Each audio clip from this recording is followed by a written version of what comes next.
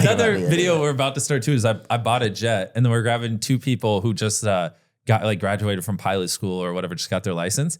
And we're going, if you guys live in this jet for the next 100 days, don't step foot out of it once. For the next 100 days, you get to keep the jet. Oh. So then they'll own a private jet, but they can fly it around and do whatever, just as long as they don't leave. They just can't leave. Yeah. So like, I'm hoping they'll like fly to New York and just Uber eat some pizza to the door of the jet, then fly to California or whatever. And it just like, yeah, that'll be a fun one.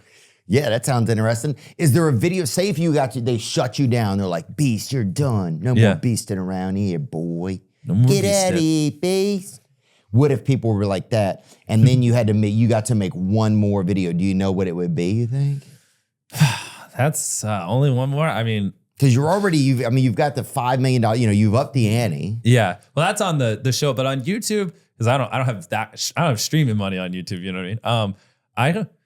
I don't know, man. Because there's so many things I want to do. It'd be hard to pick one. Oh, there are? Yeah. You still have a ton of ideas. Oh, unlimited. I mean, the bottleneck for me is not ideas. It's just like actually pulling them off, because a lot of these are multi-million-dollar projects that take months upon months to set up, months to film, months to edit, et cetera. So it's just like, they're pretty brutal. Like one of the ones we did recently that I thought was really cool, but like this is an example of how much time it takes is we built a bunker underground.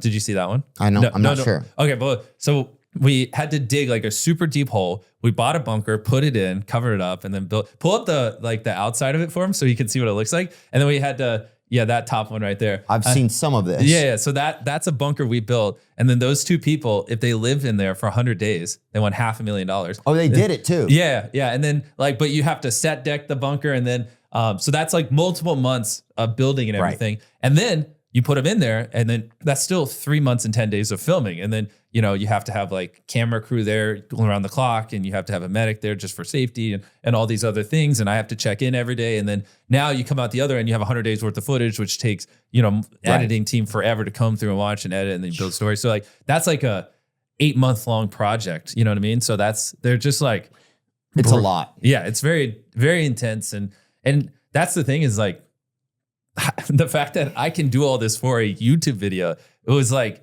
unfathomable when I was growing up. Like it's crazy to see like the kind of content that can be supported by YouTube.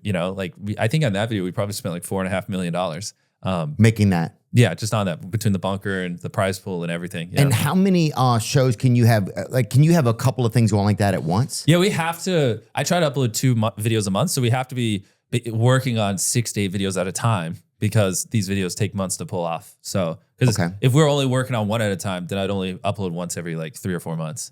And do you come up with most of the ideas yourself, or do you have kind of a team when you guys kind of pool them? Yeah, so that's where it's interesting, because the ideas are incredibly important, because like I do a lot of 7-day challenges, right? I spent 7 days buried alive. I spent 7 days in solitary confinement. 7 days in a cave, underground city, 7 days on desert island, blah, blah, blah. And then what's interesting is like, you could do 7 days buried alive, so me laying in a coffin for 7 days, or you could do, theoretically, right, I could lay in a bathtub for 7 days, right? Both take the same amount of my time. Both are me just laying there, but the one in the bathtub isn't going to get any views. No one gives a fuck. The one of me laying in a tomb underground, everyone will care, because it's like, fucking, what the fuck? This dude buried himself alive? So it like shows like theoretically, it's kind of the same thing, but this idea is just in a different setting environment and will probably get 10,000 times more views. And so it shows like the importance of the idea, if that makes sense. Like it's not views or success isn't directly correlated with the effort you put in. A lot of it has to do with what is the overarching concept. And so once you kind of realize that, you just like get really obsessed with how do I come up with crazy, cool, original, viral ideas. And so that's what I spent most of my teenage years obsessing over. And I used to do every single day. I would brainstorm video ideas and I'd write them down. And that's how I built I have this like Google sheet with like 10,000 ideas on it. I mean, it's ridiculous. I thought of trying to sell that to YouTubers at one point, because there's so many there, I could never film them. But then after a while, now that things have gotten so big and I have to like film 25, 28 days a month and I have all this stuff going on, I can't do an hour a day. So I hired people to do it for me. And then, like once a week, they'll just go, hey, here's 200 really cool, unique ideas. I'll flip through them and, and they'll usually inspire something in my head. Because a big thing too is like, this is what I've probably said this on podcasts before, but like if there was a fruit in Africa that if you ate, you grew 2 feet taller and you didn't know that existed until I just told you right now, right? You wouldn't have been able to brainstorm ideas around eating that fruit. But now that you know it exists, you could. And so it's like very important to always be intaking new information and learning things, because that's how you come up with more original creative stuff. Like I noticed when I first started hiring people to like, start brainstorming stuff for me, that like after 2 months of someone doing this, you would just basically start getting the same ideas on autopilot, right? Like if a guy really likes basketball, you'll start to notice like, 10% of his ideas have to do with basketball. But it's not because basketball is like the greatest ideas or most viral thing. It's just because that's what he watches. And so, and you'll notice if someone watches baseball, now they conveniently have baseball ideas. And so what you want is you just want to get someone who you just almost like want to make them constantly learn and absorb new information. Listen to 10 different podcasts, right. 1 episode of each, not 10 of one. Listen, watch every sport, not one. And you almost have to to train people to help you come up with good ideas. You have to just train them to watch a bunch of different content and absorb information, and you'll see it come out in their ideas, if that makes sense. So first of all, you'd find somebody who you like, okay, I like that this person comes up with ideas. Yeah. And then you'd be like, now I just need I need them to encourage them to consume different things. Yeah, it's almost like an information diet. Different ingredients to come out with a different cake or whatever. Exactly, yeah. So you control their information diet by, information diet. That's so wild. I mean, and that's, I obsess over things. So yeah, it's important. But that's been super helpful because it's just, that's how because a big part of